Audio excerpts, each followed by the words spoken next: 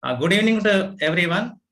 On the occasion of Swami Vivekananda birthday, we all met here. Best wishes to all of you. When I am doing my YSc in 2007 at SWASA Yoga University, Bangalore, when I attended a spiritual lecture of one guru, then I realized what is real life. So I changed my lifestyle entirely. Now that Professor K.Subramanyam Guruji in front of us, so I cordially invite Sri Professor K.Subramanyam Guruji onto the virtual platform, offering 1,000 billion thanks. So now I handed over the mic to our Guruji. Thank you Guruji. Oh.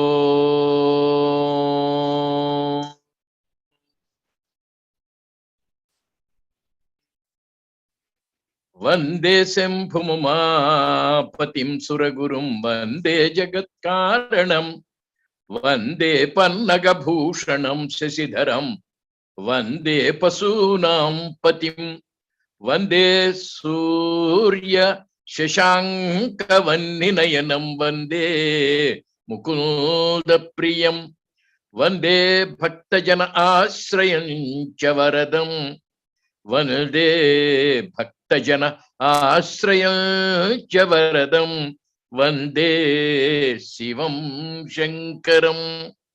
Esteemed friends, today is a very auspicious day. 159 years ago, on the 12th of January 1863, Swami Vivekananda as Narendranath Datta was born to Mother Bhuvaneshwari Devi and Vishwanath Datta in Calcutta. It is a historic event. It's a very important day in the history of the world.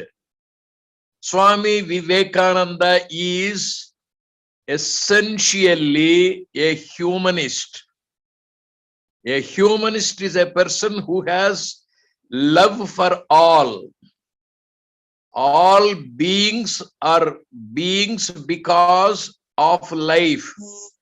A rat is a being, a cat is a being, a dog is a being, a lion is a being. But they are not called human beings. Only we are called human beings because we have life and also we have a heart full of love. That love is fellow feeling. It is concern for others.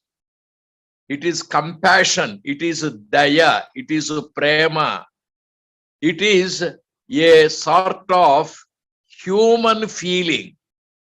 What is the difference between Swami Vivekananda and we? We are human beings, but we don't have the love for the fellow feelings, fellow people.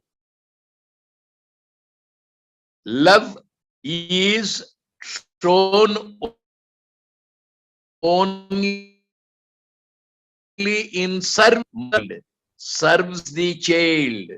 While serving, she sacrifices her everything. So love is prema, service is seva, sacrifice is tyaga. We love ourselves. We do not love others. Swami Vivekananda is a person who has love for all, and therefore he is essentially a humanist. On the 11th of September 1893, when he became a global personality, when he became a prophet, when he became a messiah, he was given excellent apartment, lodging, and he was praised by people, flattered by people. Many business magnates, rich people came to his room. They offered encomiums. They praised him, brought many food items. And by the time they all left the house, it was about 11 o'clock in the night. Then immediately, if any person was there in the position of Swami Vivekananda, he would have rushed to the dining table. He would have eaten and would have gone to bed. But Swami Vivekananda did not eat, did not sleep. He rolled on the floor and wept profusely. When thousands and thousands of my fellow human beings in India do not have a food to eat, what right do I have to enjoy the pleasures here? And he did not sleep the whole night, he wept. When many people in India do not have a shelter, what right do I have to enjoy the pleasures of a palace? When many people in India do not have sufficient clothing to cover their bodies, what right do I have to enjoy the good clothing? He wept. And that night, he composed two sentences. One, him I call a Mahatma, whose heart bleeds for the poor. And the very next sentence he composed was, him I call a Duratma, him I call a traitor, him I call a Drohi, him I call a scoundrel, who having been educated at the cost of millions and millions of poor people, does not think of them, does not live for them, and does not love them. And he also composed the wonderful sentence, they alone live for the welfare of others. The others are more dead than alive. Almost in all his speeches, we find his humanism. His love for the people is immense. He has sacrificed his all for the welfare of humanity. This is the number one quality, most important quality of Swami Vivekananda. Many people call him in many good terms. First and foremost is he is a humanist. He is a patriot. He is a monk. He is a militant monk. He is a cyclonic monk. He is a prophet, a messiah, a person of spiritual abilities, equipments, achievements, attainments. But Swami Vivekananda, above all, is a yogi of self-discipline. He has 4 books to his credit. One is Rajayoga, the other is Bhakti Yoga, the third is karmayoga, and the fourth is jnanyoga. All the 4 books are available. Of these 4, the one book which he wrote sitting at the desk is Rajayoga. We have Patanjali Yoga Sutras. The same Yoga Sutras he took into his heart. He studied the Bhagavad Gita, understood the Gita fully, and he amalgamated, combined the yogic principles of Yoga system, Patanjali Yoga Sutras, and also we find Bhagavad Gita. All the 3 are blended. All the 3 are integrated. All the 3 are combined, and he has worked out a book, Rajayoga. Rajayoga is psychic control. It is strengthening the willpower. Swamiji himself is a man of very strong will.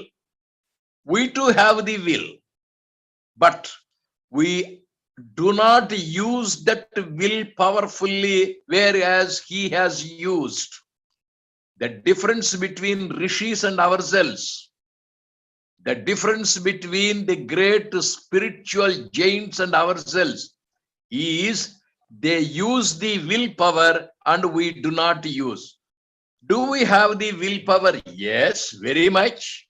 Example, we find small children in our houses. The baby is lying on the back. One day, the baby thinks, how long should I be lying on the back? Why can't I turn to his side? With willpower, the baby moves to the sides, turns to the sides, and then the baby thinks, why should I not sit up? The baby sits up with willpower. And then the baby thinks, why can't I stand up? The baby stands up. It falls. The child falls. But the baby has such a strong willpower. Any number of times, the baby may fall. It will stand up. It is not satisfied with standing up. The baby wants to walk.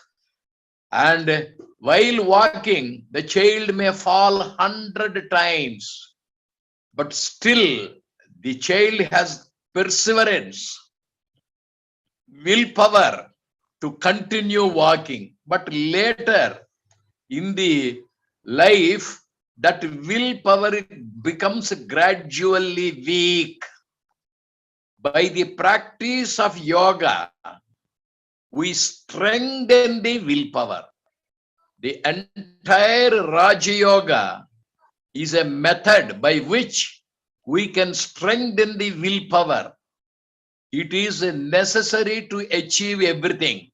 For example, we want to keep our body strong. We want to keep our mind strong. We want to keep our intellect strong. And for that, there is the willpower necessary. And for practicing yoga, you may have to wake up early in the morning. One day you wake up, second day, the willpower becomes weak and we sleep. No, it is auto-suggestion. Let me be strong. Let me have the patience. Let me have the perseverance. Let me strengthen the willpower. Therefore, unless we strengthen the willpower, we are not yogis. A yogi is known for the strong willpower. Swami Vivekananda, therefore, insists upon the willpower. He has the strong will. He has decided to go to America and he has the willpower to go to America. He has the willpower to present the Indian thought to the foreigners, and that is the power of will. Every leader requires willpower. Every student requires willpower.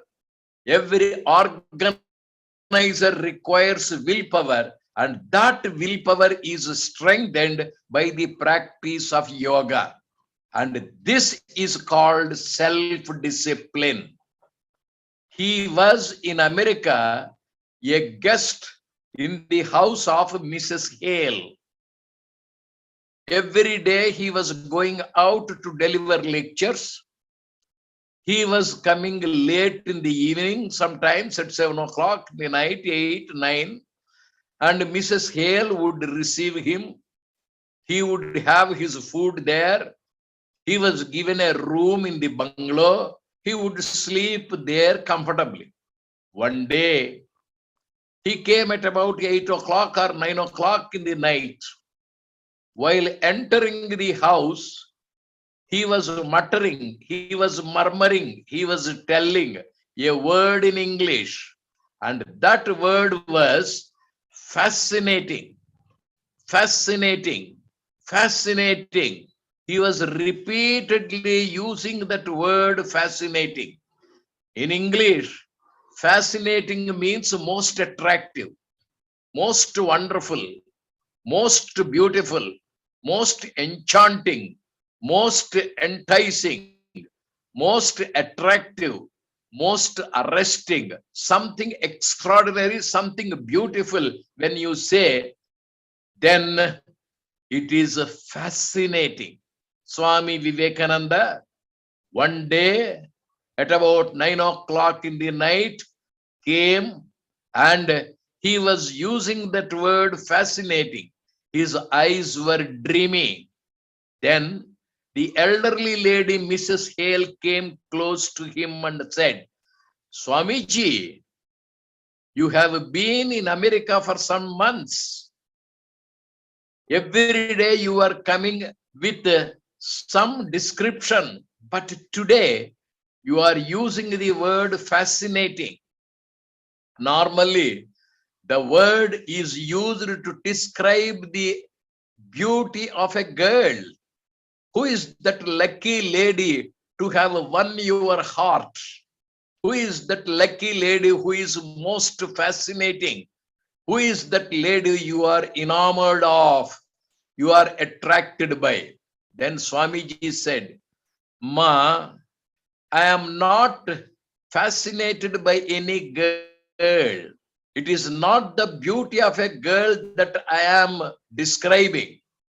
In America, I find the organizational skill, administrative ability, managerial skill, governance.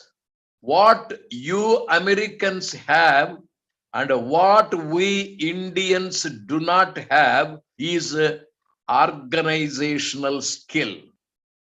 If 3 people come together or 4 people come together in America, one will be the president, another will be the secretary, at another will be the treasurer, at another will be joint secretary. They will begin the work. They will complete the work. They have the division of labor. They have the distribution of work. They will be united. All their abilities will be put forward. They have the strong will to make the society which they form successfully functions.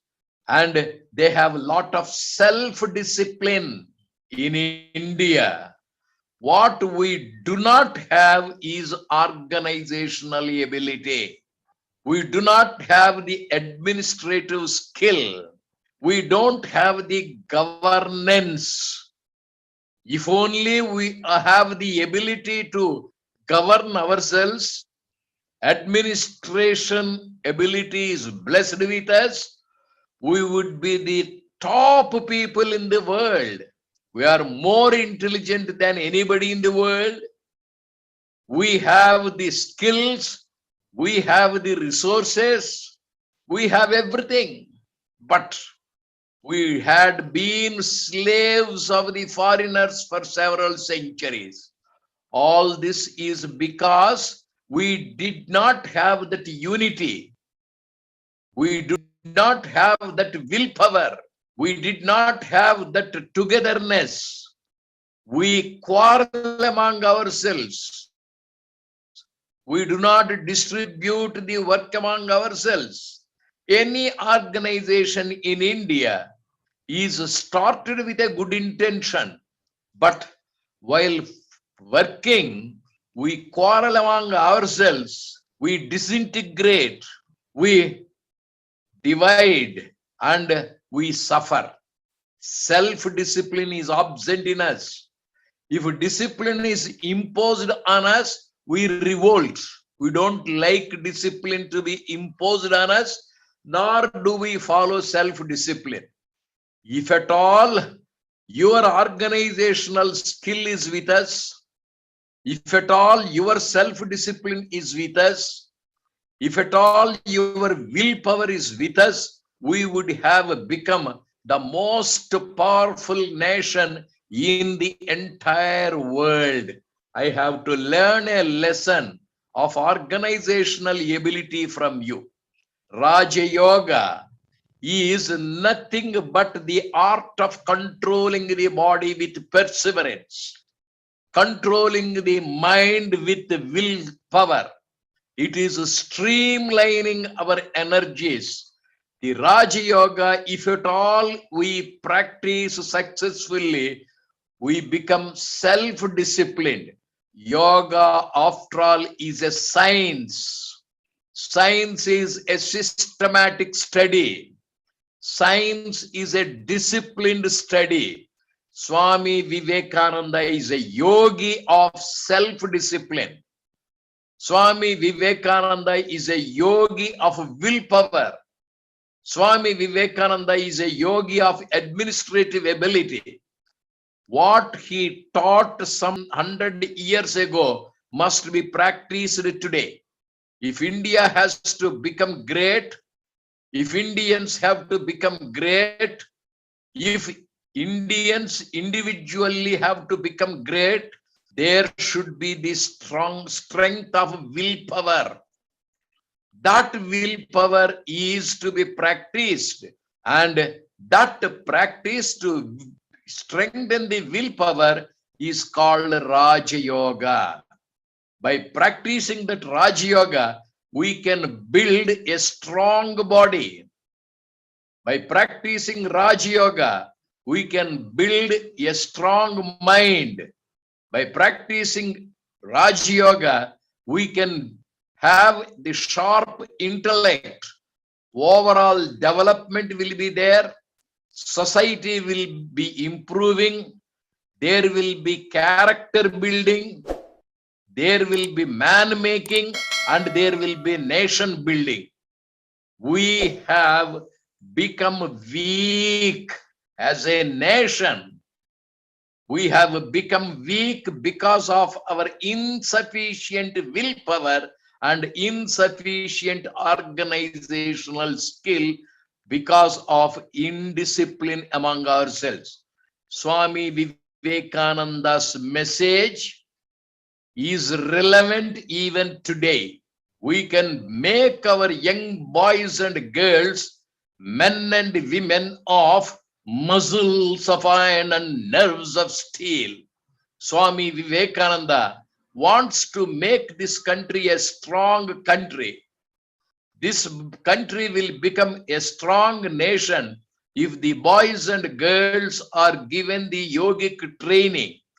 They can be physically healthy, emotionally healthy, intellectually healthy, and spiritually healthy. Raja Yoga, in the simplest words, is the method by which we strengthen our willpower. Next is our Jnana Yoga. This is essential for the student community. This is essential for every person.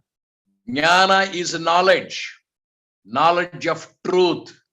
If only we have the knowledge of the truth, there will be no disturbance, there will be no stress, there will be no strain, there will be no anxiety. If you know physics very, very well, thoroughly, if you study physics, you are not afraid of physics. You can take the examination in physics anytime, anywhere. Even in dream, if somebody asks you a question in physics, you will be in a position to answer peacefully, coolly. Similarly, when we understand life, when we understand death, when we understand the secret of life and death, when we know the absolute reality, we will not be afraid of life. We will not be afraid of a future.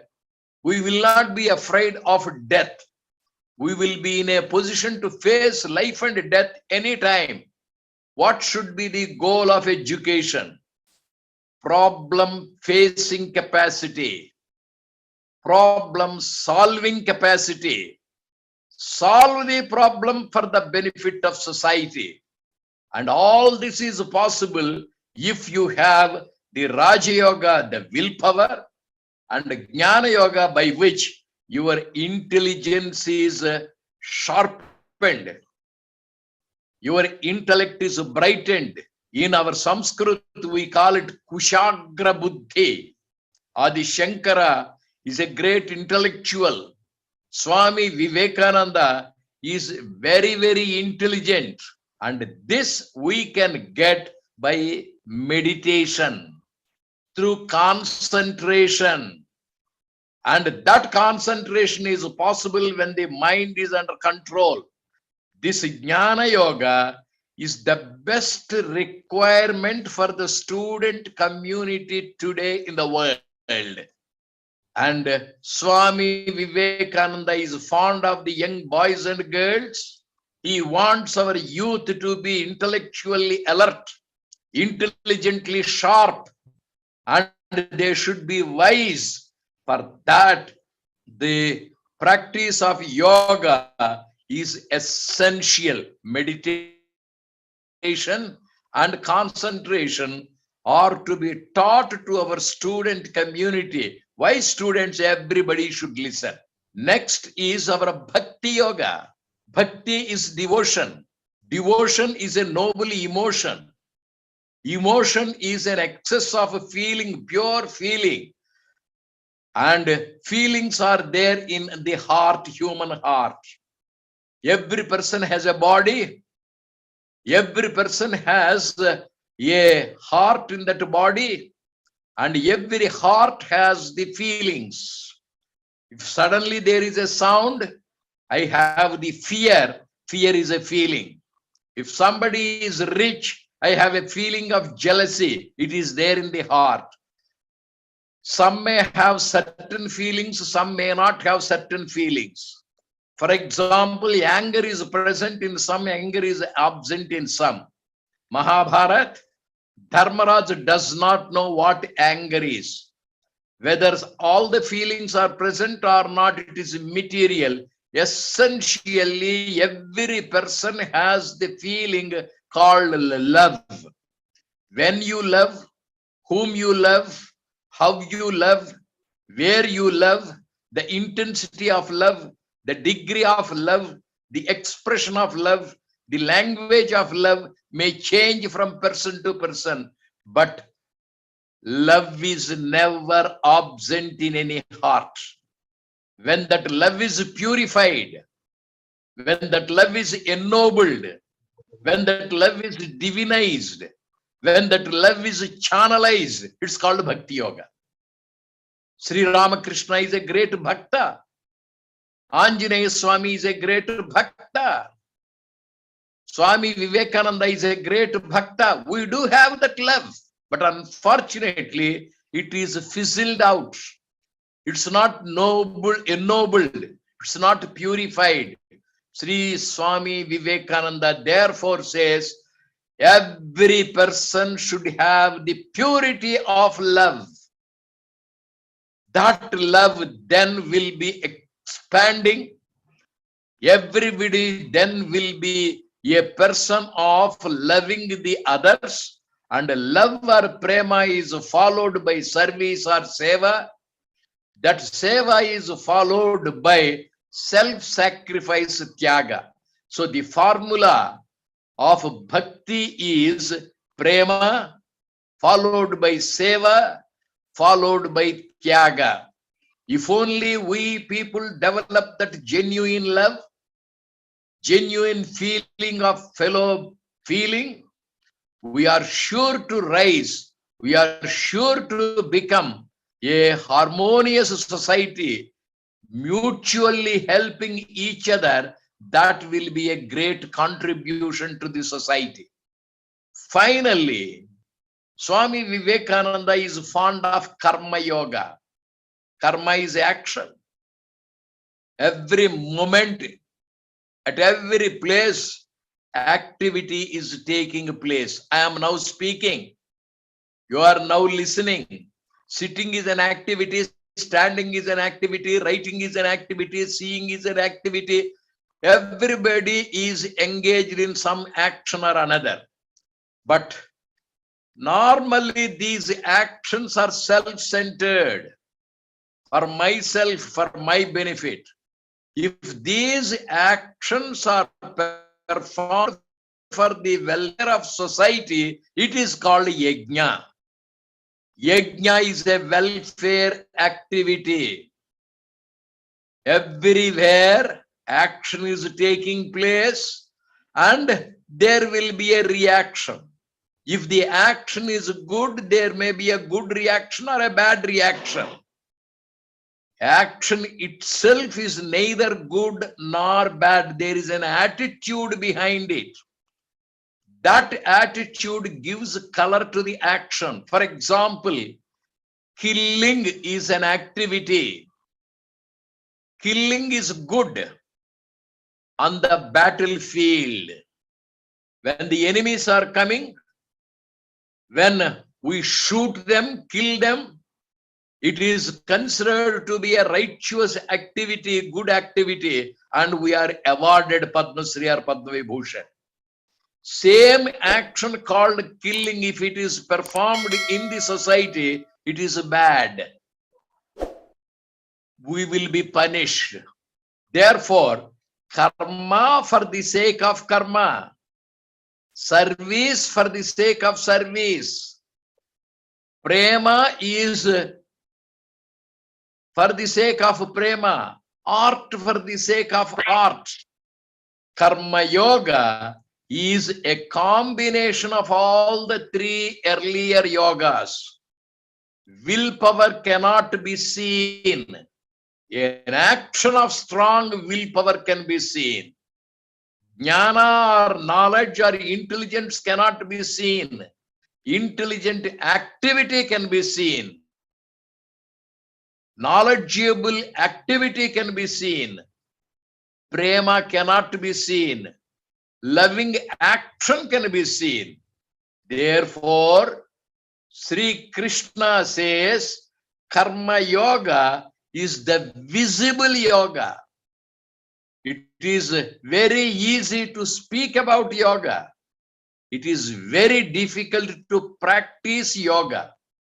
We must be strong physically. For that, we should perform the asanas. We should be strong mentally. We should be in a position to control the thoughts. We should be intelligent. Therefore, we should sharpen the intellect, and spiritually we have to evolve, and for that, see God in everyone. See divinity in everyone. When I see myself in everyone, how can I be angry with anybody? When I see myself in everyone, how can I harm everybody? All the four yogas are complementary to each other. They are mutually complementing each other, completing the other. All the four yogas are mastered by Swami Vivekananda to make us a full man, to make us really the people of character. He wanted everybody to practice this yoga, harmonious yoga, integral yoga. Also, yoga is the sure remedy to remove all diseases. Sarva Roga Nivarini is yoga. When the disease comes, just today I post that. So what is the quote? We are the lamps and our burning is what we call life. When the supply of oxygen gives out, then the lamp must go out. All we can do is to keep the lamp clean. So this is one beautiful quote today I got and I posted, and really it is heart touching. And Oh, thank I you. respect. Okay, thank and you, I Murari. respect. Okay, sir. Okay, thank you for sharing the wonderful quote with us. Thank you, Namaste Srinivas Reddy garu, for giving the opportunity to say vote of thanks. So, one hard thing in the meeting is, one difficult thing in the meetings is a vote of thanks. So it is like a saying bye-bye to everyone. Yeah? So, but it is not the bye-bye. It is just reconnecting. It is just a space. It is just a gap for one meeting to other meeting. So we are very thankful to Dr. Professor K.Subramanyam sir in the busy schedule, that too on the occasion of Swami Vivekananda's birthday, from Swami Vivekananda Yoga University. We are blessed by Dr. K. Subramanyam sir with his wonderful speech, very beautifully unfolded one quotation of Swami Vivekananda, where he brought all the 4 yogas, which I also have my love towards this one quotation, like each soul is a potentially divine. We have to manifest the divinity by controlling the nature internally and externally. Do it by work, karmayoga, worship, bhakti yoga, psychic control, rajayoga, philosophy, and jnana yoga. Any one or more. But after listening to Dr. Subramanyam sir's speech today, let us not go with the one or more about all these things. This is a confusion. Many of will have the confusion which one I have to choose. So sir unfolded very beautifully. Let all of us choose the karma yoga, because in the karma yoga, all other yogas are coming. At the end, sir was explaining so wonderfully. You cannot see the intelligence, but you can see the activity of intelligently doing an activity. You cannot see the intelligence, knowledge, but you can see the intelligently doing the activity, the karma. You may not able to see the devotion, but you can able to see the devotionally doing the activity. So all the yogas are coming in the confluence into the karma yoga. So thank you so much, sir, for unfolding all the 4 yogas and also giving wonderful conclusion to all our students. So we thank you one more time, and we are praying to the Ishvara for everyone's health and happiness in this 2022, and we are entering into the Makara Sankranti. So we all should be happy